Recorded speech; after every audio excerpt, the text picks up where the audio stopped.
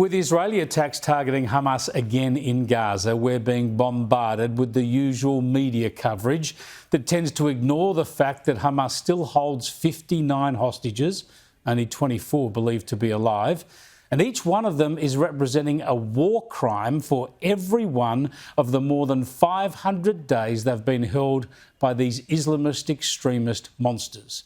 Much of the media coverage portrays Israel as the aggressor and suggests that all the people killed in these attacks are innocent civilians, when very clearly the Israeli Defence Forces are targeting and taking out Hamas terrorists. Undoubtedly, there will be civilian casualties, which is tragic.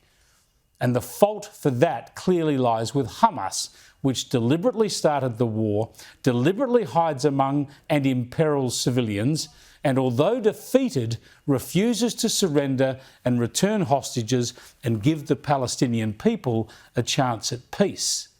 The horrendous, murderous intent of Hamas is so clear that it astounds me every day how we see people in Western countries mounting arguments and protests that lend support to the Hamas cause.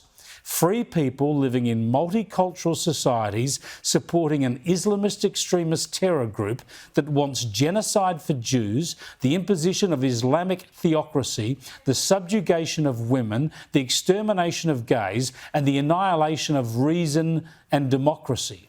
How can Western liberals support any of this and excuse any of Hamas's actions? But that's what we see even here in Australia.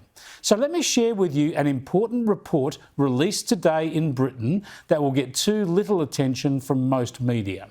The British Parliament's Israel Friendship Group has published its detailed report into the atrocities of October the 7th, 2023. The report was chaired by the esteemed historian Andrew Roberts, and he explained why it was needed in his foreword. Holocaust denial took a few years to take root in pockets of society, but on the 7th of October 2023, it took only hours for people to claim that the massacres in southern Israel had not taken place.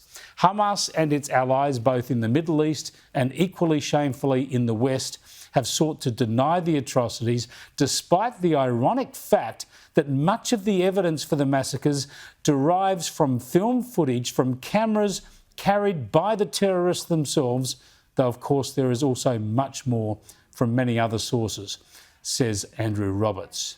Now, I could show you horrific vision of what went on. Not the worst of it, of course, on television, nowhere near the worst of it. Lord knows I've seen too much of these horrors myself, but I won't show you anything today. I just want to highlight the forensic, factual words of this report because they are stark enough.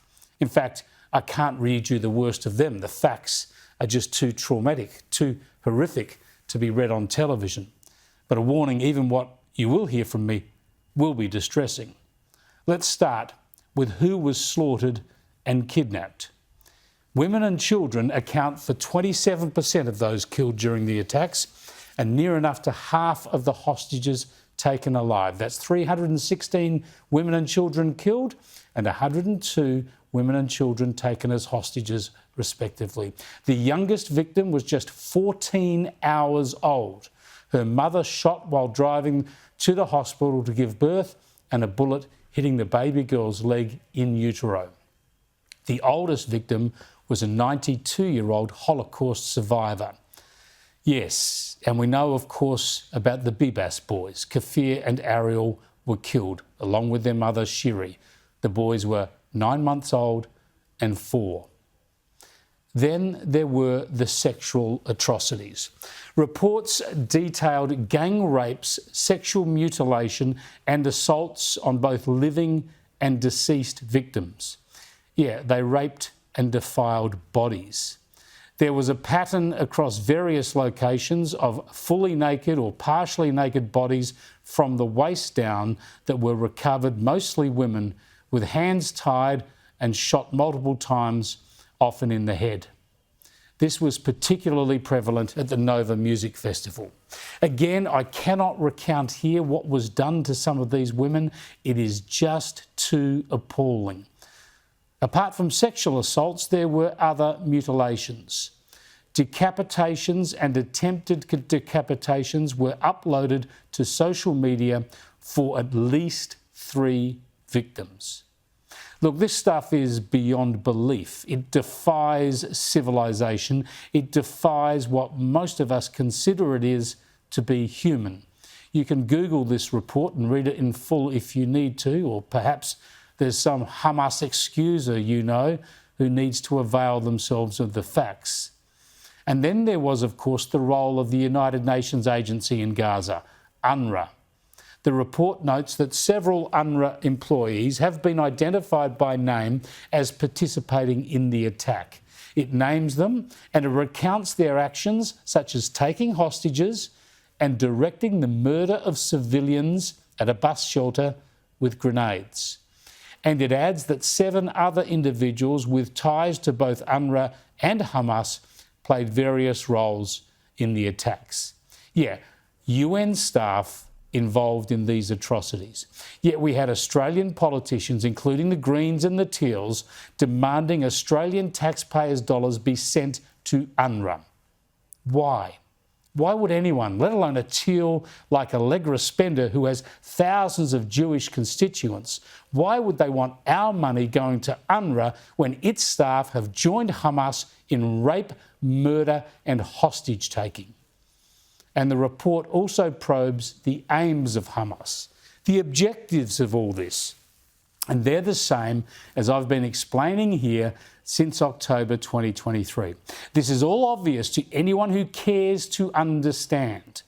The report explains that Hamas knew that military victory was unlikely, and therefore the attack sought to trigger a fierce Israeli retaliation, which would isolate Israel internationally and create global outrage.